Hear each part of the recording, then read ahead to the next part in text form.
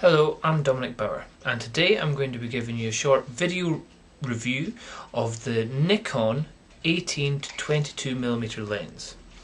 Okay, so let's have a look at this. Now this is one of Nikon's biggest zooming lens, and it's very popular, going from 18mm and then zooming all the way into 200mm, which is a big distance.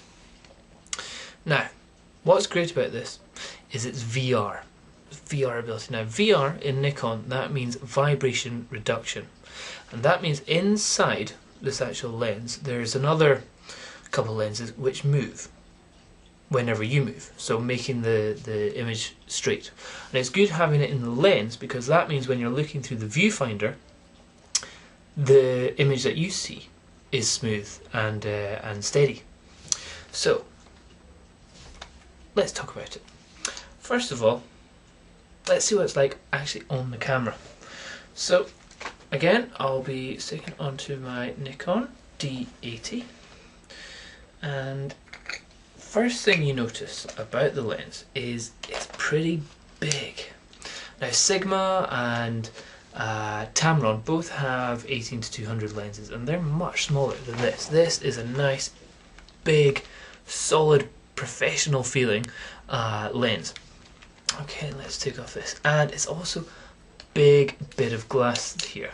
Now this is a 72mm in size, and it does take filters at the front. It's got a nice little groove part here for filters to be screwed in, and when you zoom in and out, the front part doesn't move twist around, so circular polarizers can be used.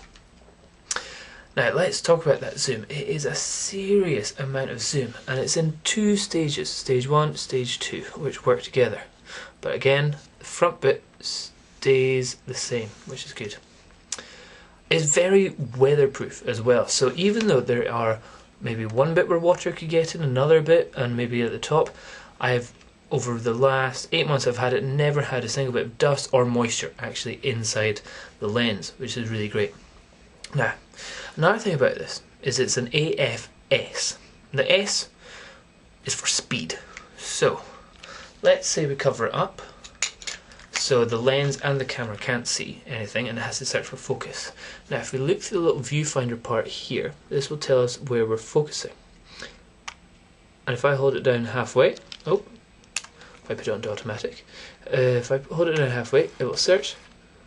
So there, it went from, where did it go? It went from about 3 meters down to its closest focusing point of 50 centimeters, then all the way back up to infinity. So let's see that again, from infinity. So that's nice and fast, and it's also quite quiet as well, so you're not going to scare anything. Its F value is from 3.5 when it's at 18, and it goes up to 5.6 when it's at 200mm, which is what you'd expect at this kind of price range. It also, if we look at the side of the lens, we have manual, automatic, or just full-on manual. We have VR on or off. You always want it on, really. But you also have a normal or active button here, and that's for the VR. And what that does, if you have it on normal, then that means it's moving in 4 ways, the actual lens inside, so it stays stable in 4 directions. If you put it onto active, then that means when you're panning, or if you're in a camera, then it turns off the side movements. And you'll notice that if you have it on normal and you are panning, you'll see the lens or the image kind of every so often jerk to the left. So that's a good bit to have for when you're panning. The zoom function feels nice and smooth, and it is very nice and smooth, so it's great if you want to do some creative shots where it's dark and you want to take a long exposure and zoom in at the time, so you get a nice blurred background. But one of the big problems is its weight. Okay, so with the petal head on that it has, at 18mm it's fine. So if you're walking along, you've got your camera, it's fine. But after a while, it will slowly zoom out. Let's say it goes to 24, and then if you watch this, walking, oh, there it goes, and then it zoomed out. And then you're walking around with this big lump like this. You're like, oh, whoops, didn't mean that. Same again, if you put it up, under its weight of itself, a little bit of a jiggle from about 135, and oh, there it goes, just falls straight down itself. So that's what we call creeping.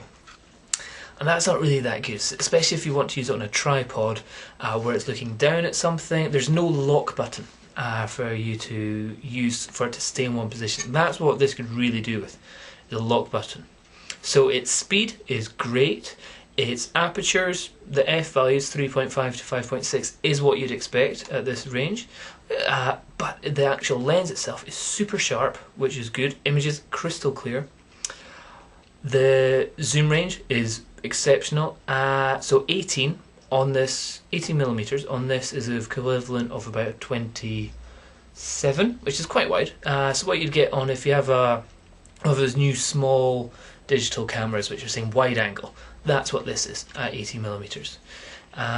Also, a great thing about the focusing is if you go past infinity, so we've got it here at infinity, and if you keep zooming, there's no damage, so it's great.